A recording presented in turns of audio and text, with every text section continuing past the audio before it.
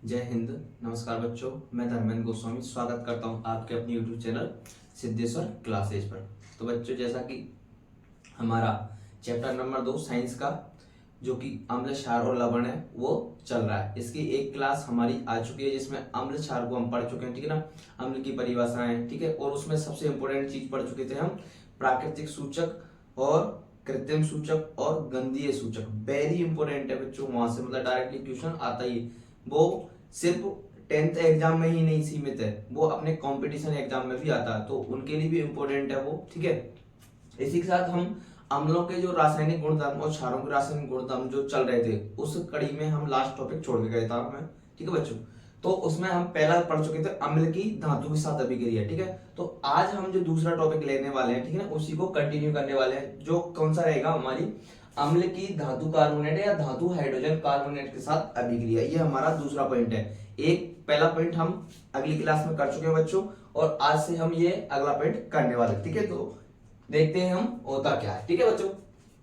ये देखिए, अम्ल की धातु कार्बोनेट या धातु हाइड्रोजन कार्बोनेट के साथ अभिक्रिया कराते हैं तो हमें क्या मिलता है, क्या प्राप्त होता है। आपको ये परिभाषा सिर्फ एक लिखने के लिए मैंने लिखी है। अगर आपने ये वाला ये फॉर्मूला ये सूत्र याद कर लिया तो आपको ये परिभाषा पढ़ने की जरूरत नहीं है, याद करने की जरूरत नहीं, ठीक है ना। आपको ये 2-3 पॉइंट याद करने, ठीक है ना। मतलब क्या करना, देखो मैं बता देता हूँ, ठीक है। इसको मैं पहले बताता हूँ और इसको बाद में पढ़ूंगा, आपको ऑटोमेटिक समझ में जाएगा। देखना आप, जब अम्ल की अभिक्रिया हम धातु कार्बोनेट या धातु हाइड्रोजन कार्बोनेट के साथ कराते हैं तो हमें उत्पाद के रूप में क्या मिलेगा बच्चों, लवण, कार्बन डाइऑक्साइड गैस और जल मिलता है, ठीक है। ये जो सूत्र फॉर्मूला क्या कह रहा है हमारा, जब हम अम्ल की अभिक्रिया धातु कार्बोनेट या धातु हाइड्रोजन कार्बोनेट के साथ कराते हैं, ये एरो का निशान आप जब लिखो ना इसको सामने सामने लिखना, ठीक है ना। मैंने इसको इधर से लिया क्योंकि देखो इधर लिखता तो पहला ये वाला पैराग्राफ नहीं आता अपने, इसलिए आप क्या करोगे, ये एरो के निशान के बाद ये उत्पाद को इधर लिखोगे बच्चों, ठीक है।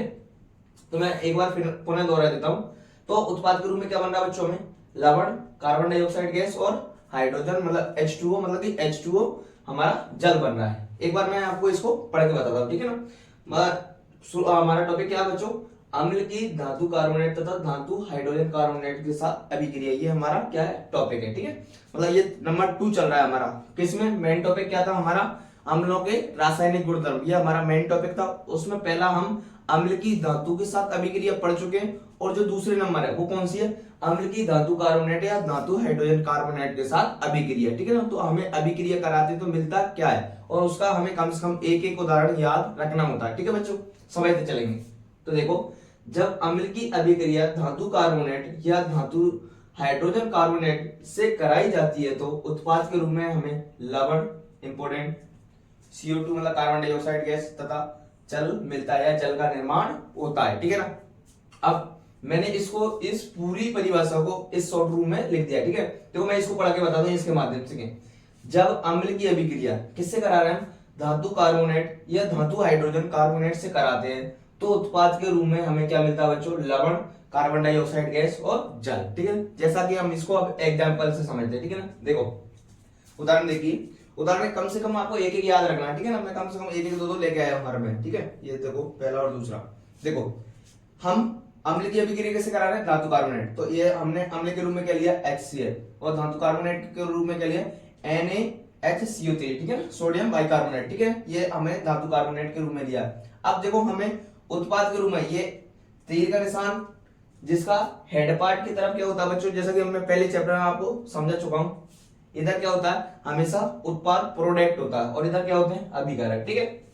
तो इधर देखना, इसकी मतलब अम्ल की अभिक्रिया किस करा रहे हैं, धातु कार्बोनेट। देखो अब हमें उत्पाद के रूप में क्या मिल रहा है बच्चों, लवण, NaCl क्या लवण, ठीक है, H2 जल मिल रहा और CO2 मिल रहा। यही तो हमने लिखा है, यही तो हमने कहा है कि जब अम्ल की अभिक्रिया धातु कार्बोनेट या धातु हाइड्रोजन कार्बोनेट से कराते हैं तो उत्पाद के रूप में क्या प्राप्त होता है हमें, लवण, CO2 H2 ये मिलता है। देखो अब यहां से ऑब्जेक्टिव क्वेश्चन कैसे बनेगा, देखो बच्चों इसमें से अगर मान लो वो पूछेगा आपसे डायरेक्टली क्वेश्चन देगा, क्वेश्चन क्या रहेगा, क्वेश्चन ये रहेगा कि जब अम्ल की अभिक्रिया धातु कार्बोनेट या धातु हाइड्रोजन कार्बोनेट के साथ कराई जाती है तो निम्न में से कौन सा उत्पाद हमें प्राप्त नहीं होता। तो तीन तो कौन से देगा, लवण दे देगा, CO2 गैस दे देगा, H2 दे देगा, हो सकता है वो चौथा आपको क्या दे दे, हाइड्रोजन गैस H2, ठीक है। तो इस प्रकार से आपको याद रखना ये तीनों ही इसमें मिलते हैं, ठीक है। क्लियर हो गया होगा बच्चों। एक और है देखो H2SO4, ये भी हमने का उदाहरण है, ठीक है। Na2CO3 सोडियम बाइकार्बोनेट कार्बोनेट, और ऐसे क्या मिल रहा है हमें Na2SO4 sodium sulphate plus CO2 gas और H2O हमें इसमें भी मिल रहा है। तो ये भी किसका उदाहरण हो जाएगा, इसका, ठीक है। अगला तीसरे नंबर का टॉपिक आता है हमारा बच्चों, देखो अम्ल की धातु ऑक्साइड के साथ अभिक्रिया कराते हैं तो क्या मिलता है। देखो मैं परिभाषा बोल रहा हूँ आपको, जो मैं बोलूँ ना वही आपको लिखनी है, ठीक है ना। मैंने इसकी परिभाषा इस प्रकार से लिख के नहीं लाया हूँ, मैं आपको बोल देता हूँ, ठीक है। इसी से परिभाषा बनाऊंगा देखो आपके सामने। अगर आपको ये चीज याद है तो ऑटोमेटिक परिभाषा याद करने की आपको जरूरत नहीं है, पुनः दोहरा देता हूँ, ठीक है। देखो मैं परिभाषा बोलता हूँ, जब अम्ल की अभिक्रिया किसके साथ कराई जाए, धातु ऑक्साइड के साथ कराई जाए तो उत्पाद के रूप में हमें लवण व जल मिलता है या निर्माण होता है। पुनः दोहराता हूं, जब अम्ल की अभिक्रिया धातु ऑक्साइड के साथ कराते हैं तो हमें उत्पाद के रूप में लवण व जल मिलता है। ये इसकी क्या हो जाएगा, ये पैराग्राफ या लाइन या परिभाषा कुछ भी कर लो आप, वो आपको लिखनी है। 2 बार दोहरा दी मैं बच्चों, पुनः दोहरा देता हूँ। अम्ल की अभिक्रिया धातु ऑक्साइड के साथ कराए जाने पर हमें उत्पाद के रूप में लवण व जल मिलता है, ठीक है बच्चों। देखो उदाहरण, इसका उदाहरण देखिए। देखो हमने क्या कहा, अम्ल की अभिक्रिया धातु ऑक्साइड, तो ये लिया हमने अम्ल HCl, ये लिया कॉपर ऑक्साइड। अब इसकी अभिक्रिया कैसे कराई, मतलब अम्ल से, और उत्पाद के रूप में क्या मिल गया, COCl, ठीक है। और क्या मिला हमें, जल, ठीक है बच्चों। आपको उम्मीद करता हूँ समझ में आया हो, ठीक है ना। मैं परिभाषा लिख के नहीं लाया हूँ, मैंने 2 बार दोहरा दिया, आपको उसी को लिखना है, ठीक है। पुनः अब देखो, अब हमारा जो अम्ल वाला टॉपिक है उसके रासायनिक गुणधर्म खत्म होते हैं, ठीक है ना। ये 3 ही रासायनिक गुणधर्म हमें पढ़ने जो हमारी बुक में दे रखे हैं, ठीक है। अगला है हमारा टॉपिक क्षारकों के रासायनिक गुणधर्म, ठीक है। जो क्षारों या बेस के जो रासायनिक गुणधर्म है वो हमें पढ़ने हैं। अम्लों के समाप्त हो चुके हैं, 3 है धातु की। पहला पढ़ा था हमने अम्ल की धातु के साथ अभिक्रिया, दूसरा पढ़ा है हमने अम्ल या धातु कार्बोनेट के साथ अम्ल की अभिक्रिया, ठीक है। तीसरा पढ़ा है हमने अम्ल की धातु ऑक्साइड के साथ अभिक्रिया। तीनों कंप्लीट है बच्चों, ठीक है। एक एक उदाहरण कम से कम याद रखना, आपको मैं दोहराता हूं। अब आता है हमारा क्षारकों के रासायनिक गुणधर्म। अब इसमें पहला क्या है, वही जैसे मतलब उधर चले थे सेम टू सेम इसमें भी हो जाएगा, ठीक है। देखो पहला हमारा टॉपिक कौन सा हो जाएगा इसमें, क्षार की धातु के साथ अभिक्रिया, ठीक है ना। क्या है पहला पॉइंट हमारा, जैसे कि उधर हमने क्या पढ़ा था, अम्ल की धातु के साथ अभिक्रिया, इधर क्या पढ़ेंगे हम, क्षार के साथ, ठीक है। तो देखो क्या होता है, इसकी मैं आपको परिभाषा कैसे बताऊं बोल कर ही। 1 मिनट बच्चों,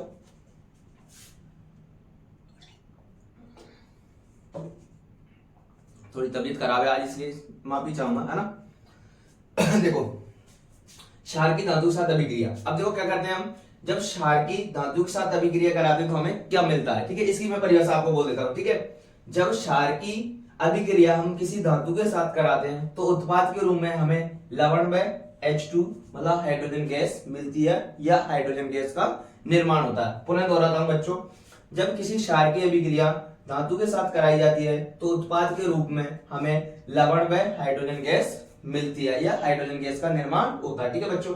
इसका हमने एक उदाहरण देख लेते हैं, ठीक है। उदाहरण देखो NaOH क्या क्षार है, मैंने बता दिया था। जो OH नेगेटिव आयन देते हैं वो क्षार होते हैं, H प्लस आयन देते हैं वो अम्ल होते हैं। अम्ल स्वाद में खट्टे होते हैं, क्षार कड़वे होते हैं, ये हम सारा पढ़ चुके हैं। क्षालिनी और अनिल 2 ट्रिक पढ़ी थी, ठीक है। तो हम अब आपको पता होना चाहिए कौन सा क्षार है कौन सा अम्ल है, ठीक है।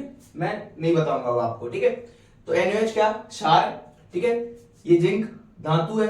अब मतलब कि हमने क्षार की अभिक्रिया किससे करा है, धातु से। तो हमें देखो क्या मिल रहा है, Na2ZnO2 क्या मिला, सोडियम जिंकेट, जो कि क्या है बच्चों, लवण है। और क्या निकली, हाइड्रोजन गैस। क्लियर हो गया होगा, ठीक है। पुनः अभिक्रिया इसको दोहराता हूं, आपको याद हो जाएगा। क्षार की अभिक्रिया धातु के साथ कराते हैं तो हमें लवण और हाइड्रोजन गैस मिलती है, ठीक है बच्चों। ये उदाहरण आपको परफेक्ट रूप से ध्यान रखना, ठीक है। अपनी बुक में दे रखा है, ठीक है, इंपोर्टेंट है, ठीक है।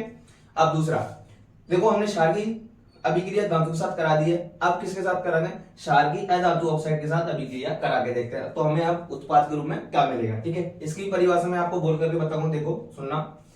देखो जब क्षार की अभिक्रिया अधातु ऑक्साइड के साथ कराई जाती है तो उत्पाद के रूप में हमें लवण व जल मिलता है। पुनः दोहराता हूं बच्चों, जब क्षार की अभिक्रिया अधातु ऑक्साइड के साथ कराई जाती है तो उत्पाद के रूप में हमें लवण व जल मिलता है। ये कौन सा हो जाएगा हमारा पॉइंट नंबर 2, मतलब क्षारकों का दूसरे नंबर का रासायनिक गुणधर्म। अब इसके भी हम उदाहरण देखते हैं, ठीक है। एग्जांपल, कम से कम उदाहरण आपको एक ना एक याद रखना है, ठीक है बच्चों। देखो उदाहरण देखो, CaOH2 का होल ट्वाइस, ये क्या क्षार है। इसकी अभिक्रिया किसके साथ करा रहे हैं, अधातु ऑक्साइड। CO2 क्या अधातु ऑक्साइड। अब देखो हमें उत्पाद के रूप में क्या मिल रहा है, CaCO3 कैल्शियम कार्बोनेट, ठीक है, और क्या मिल रहा है हमें, जल। तो ये क्या हो जाएगी बच्चों, क्षार की अधातु ऑक्साइड के साथ अभिक्रिया कर रहे हैं तो हमें उत्पाद के रूप में लवण में जल प्राप्त हो रहा है, ठीक है। जैसा कि बच्चों मैं आपको बता चुका हूं, ठीक है, अम्ल की अभिक्रिया, हमने अम्ल के पूरे रासायनिक गुणधर्म पढ़ लिए, क्षारों के रासायनिक गुणधर्म पढ़ लिए। अब अगला जो हमारा टॉपिक आता है वो इसी से संबंधित है, ठीक है ना, वो आता है उदासीनीकरण या अम्ल क्षार अभिक्रिया किसे कहते हैं, ठीक है। टॉपिक मैं लिख के लाया हूं, क्वेश्चन इस प्रकार से है जैसे मैंने बताया, ठीक है, उदासीनीकरण अभिक्रिया या अम्ल क्षार अभिक्रिया, ठीक है। तो इसकी परिभाषा क्या हो जाएगी बच्चों, अम्ल क्षार अभिक्रिया या उदासीनीकरण अभिक्रिया क्या होती है बच्चों, जब अम्ल की अभिक्रिया किसके साथ कराई जाए, क्षार के साथ। मतलब मैं परिभाषा दोबारा ध्यान से सुनना, अम्ल की अभिक्रिया क्षार के साथ कराते हैं तो हमें क्या मिलता है, लवण व जल मिलता है, ठीक है। जैसा कि देखो मैं आपको यहाँ बताता हूँ, ठीक है, जब अम्ल व क्षारक परस्पर अभिक्रिया करते हैं तो उत्पाद के रूप में क्या बनता है बच्चों, लवण व जल बनाते हैं, और इसे ही हम उदासीनीकरण अभिक्रिया या अम्ल क्षार अभिक्रिया कहते हैं। आप परिभाषा कोई सी भी लिख सकते हो, ठीक है, जरूरी नहीं मैंने ये यहाँ पर जो लिखी है वही आपको याद करनी, आप अपने हिसाब से भी याद कर सकते हो। डायरेक्टली क्या दे सकते हो, जब अम्ल की अभिक्रिया क्षार से कराते हैं तो उत्पाद के रूप में लवण व जल मिलते हैं, यह अभिक्रिया क्या कहलाएगी, उदासीनीकरण, ठीक है बच्चों। तो इसमें क्या है, हमारी अम्ल व क्षारक परस्पर अभिक्रिया करके लवण व जल बनाते हैं, यह अभिक्रिया कहलाएगी उदासीनीकरण या अम्ल क्षार अभिक्रिया, ठीक है। उदाहरण के तौर पर देखते हैं, देखो अगर मान लो आपको परिभाषा याद नहीं रहती है तो आप इस चीज को भी लिख के आ सकते हैं, जो शब्द समीकरण है वो भी अभिक्रिया आपकी परिभाषा काम करेगी। देखो इससे भी यही मीन से निकलता है, देखो अर्थ क्या निकलता है, अम्ल की अभिक्रिया क्षार से कराते हैं तो उत्पाद के रूप में लवण व जल मिलता है, जैसा कि हम उदाहरण से देख लेते हैं। HCl क्या है, अम्ल है बच्चों, NaOH क्या है, क्षार है बच्चों, और NaCl क्या है, लवण है, और H2O क्या है, जल है। जब हमने अम्ल से क्षार की अभिक्रिया कराई तो उत्पाद के रूप में क्या मिला बच्चों, हमें लवण व जल, जैसा कि आपको उदाहरण से क्लियर है, ठीक है बच्चों। अब देखो मैं इसके एक और अगला फैक्ट बताता हूँ, नोट करके लिख के लाया है अपन उसको, ये रहा नोट, ठीक है, NOT, शायद इस पे लाइट पड़ रही है बच्चों, मैंने देखा था, ठीक है, तो नहीं दिख रहा होगा, ये नोट लिखा हुआ है, ठीक है, नोट। तो देखो नोट में क्या है, देखो इंपोर्टेंट चीज है बताता हूँ, हम सभी को क्षारक या क्षार बोल देते हैं, ठीक है। अब कौन से क्षार होते हैं, कौन से क्षारक नहीं होते हैं, देखो क्लियर हो जाएगा अभी। देखो सभी क्षारक जल में घुलनशील नहीं होते हैं, मतलब जितने भी क्षारक होंगे वो सब के सब जल में घुलेंगे नहीं, ठीक है ना। जल में घुलनशील क्षारक को ही क्षार कहते हैं, क्या है इंपोर्टेंट लाइन, मतलब जो जल में घुल रहा वो क्षारक ही क्षार है, न कि ऑलरेडी पूरे के पूरे क्षार क्या होंगे, क्षार मतलब पूरे पूरे क्षारक क्या होंगे, क्षार नहीं होंगे, ठीक है ना। देखो फिर से दोहराता हूं, अच्छी तरीके से याद करना, सभी क्षारक जल में घुलनशील नहीं होते, इंपोर्टेंट लाइन, ठीक है, सभी क्षारक जल में घुलनशील नहीं होते, और जो जो क्षारक जल में घुलनशील है वही क्या कहलाएगा बच्चों, क्षार कहलाएगा, बेस कहलाएगा, क्या कहलाएगा, क्षार, ठीक है ना। इंपोर्टेंट, वेरी इंपोर्टेंट लाइन है, ठीक है, वेरी इंपोर्टेंट, ठीक है। सभी क्षारक जल में घुलनशील नहीं होते हैं, ठीक है, जो जल में घुलनशील क्षारक होते हैं उनको ही हम क्या कहते हैं, क्षार कहते हैं, ठीक है। इनका स्पर्श हम मतलब जब इनको स्पर्श करते हैं मतलब क्षार को, तो क्या देखो इनका स्पर्श साबुन की तरह होता है, कैसा, जैसा साबुन होता है ना अपना, ठीक है, उसकी तरह, तथा ये प्रकृति में संचारक के रूप में होती है, ठीक है ना, मतलब ये संचारक के रूप में पाए जाएंगे, ये संचारक का काम करते हैं, ठीक है बच्चों। अब अगला है, अब इसी क्रम में हमारा टॉपिक जो है वो क्वेश्चन रूप में लेके आया हूं आपको बच्चों, ठीक है। क्वेश्चन जो है वो इंपोर्टेंट है, ठीक है, ये हमारे दैनिक जीवन से जुड़ा हुआ क्वेश्चन है, ठीक है ना। देखो पीतल एवं तांबे के बर्तनों में दही एवं खट्टे पदार्थों को क्यों नहीं रखते हैं, क्वेश्चन क्या है बच्चों, डायरेक्टली ये पूछा गया पुराने एग्जाम में क्वेश्चन है, ठीक है, याद रखना कि पीतल या तांबे के बर्तनों में दही एवं खट्टे पदार्थों को क्यों नहीं रखा जाता। तो इसका रीजन क्या, साइंटिफिक रीजन है, ठीक है ना। आपने भी कभी भी देखा होगा अपने घरों में, कभी भी दही को या खट्टे पदार्थ कभी भी हम पीतल या तांबे के बर्तन में किसी ने भी नहीं देखा होगा, इसका साइंटिफिक रीजन है, ठीक है। देखो मैं बताता हूँ, देखो दही एवं खट्टे पदार्थ अम्लीय होते हैं, ये सबको पता है, ठीक है। हमने क्या रखा, अम्ल को गुण ही यही लिखा था, अम्ल स्वाद में खट्टे होते हैं, ठीक है, तो ये भी कैसे होंगे, अम्लीय। यदि पीतल एवं तांबे के बर्तनों में हम दही एवं अन्य खट्टे पदार्थों को रखेंगे तो क्या हो जाएगा बेटा, खट्टे पदार्थ रखे जाएंगे तो वे अम्लों के साथ, अम्लों की उपस्थिति मतलब कि अम्लों की उपस्थिति के कारण, ठीक है, वो अम्लों की उपस्थिति के कारण पीतल एवं तांबे की धातु से मतलब इससे क्या करेंगे, वो अभिक्रिया करेंगे, किससे, पीतल या तांबे की धातु से, ठीक है ना, सतह से क्या करेंगे, अभिक्रिया करेंगे, और क्या कर लेते हैं, ये विषैले यौगिकों या लवणों का निर्माण कर लेते हैं, ठीक है ना। इसलिए हम क्या करते हैं, मतलब और ये क्या होंगे, हमारे शरीर के लिए क्या होंगे, नुकसानदायक होंगे, इसलिए, ठीक है, जो कि क्या है, हानिकारक है। अगर मान लो हम इसमें रखेंगे विषैला पदार्थ और वो विषैला पदार्थ बन जाएगा और उसको हमारे द्वारा खाया जाएगा तो वो हमारे बॉडी के लिए हानिकारक होगा कि नहीं होगा, ये आपको खुद पता है। ठीक है बच्चों, पुनः दोहरा देता हूं, क्वेश्चन क्या है हमारा, इंपोर्टेंट है, ये पुराने एग्जाम में पूछा गया। ठीक है, पीतल एवं तांबे के बर्तनों में दही एवं खट्टे पदार्थों को क्यों नहीं रखना चाहिए, क्यों नहीं रखा जाता। ठीक है, किसी भी प्रकार से क्वेश्चन आ सकता है। तो इसका आंसर क्या हो जाएगा बच्चों, दही एवं खट्टे पदार्थ अम्लीय होते हैं, ये आपको अच्छी तरह पता है। ठीक है, यदि पीतल एवं तांबे के बर्तनों में दही एवं अन्य खट्टे पदार्थों को रखा जाएगा, ठीक है, तो ये अम्लों की सतह से, ठीक है, अम्लों की उपस्थिति के कारण, मतलब कि ये जो पदार्थ होंगे अम्ल पाए जा रहे हैं इनमें, ठीक है, मतलब कि जो दही होगा उसमें भी लैक्टिक अम्ल पाया जाता है, अगर कोई दूसरा खट्टा पदार्थ है उसमें भी कोई ना कोई अम्ल होगा। ठीक है, उपस्थिति के कारण क्या करेंगे, अम्लों की उपस्थिति के कारण पीतल एवं तांबे की धातु की सतह से क्या करेंगे, या अभिक्रिया कर लेंगे, और अभिक्रिया करने के बाद, ठीक है, ये विषैले यौगिक या लवण का निर्माण करते हैं बच्चों। तो ये हमारे शरीर के, अगर मान लो अब फिर उसको हम हमारे द्वारा खाया जाएगा तो हमारी बॉडी के लिए क्या होगा, हानिकारक होगा, नुकसानदायक होगा। ठीक है बच्चों, तो आज शायद मैं इतना ही कर पाऊंगा, आज की स्लाइड में, आज की क्लास शायद इतनी हो पाएगी बच्चों, क्योंकि थोड़ी तबीयत डाउन है। ठीक है, अगली क्लास मतलब हम कल, देखो छोटी छोटी क्लासें आ रही है, थोड़ा सा मतलब तबीयत का इशू है, इसलिए मैं कम ही बना पाता हूँ बच्चों। अभी भी टाइम लगभग 1-1:30 का हो चुका है, अब इसको अगली बनाऊंगा तो 2:30-3 बज जाएगी, इसलिए मैं क्षमा चाहूंगा। ठीक है, पुनः दोहराना चाहूंगा बच्चों, अगर मान लो मेरी मेहनत आपको पसंद आ रही है, हमारी मेहनत, तो प्लीज चैनल को लाइक करें, सब्सक्राइब करें और ज्यादा से ज्यादा शेयर करें। ठीक है बच्चों, इसी के साथ मैं अपनी क्लास को समाप्त करता हूँ। जय हिंद, जय भारत।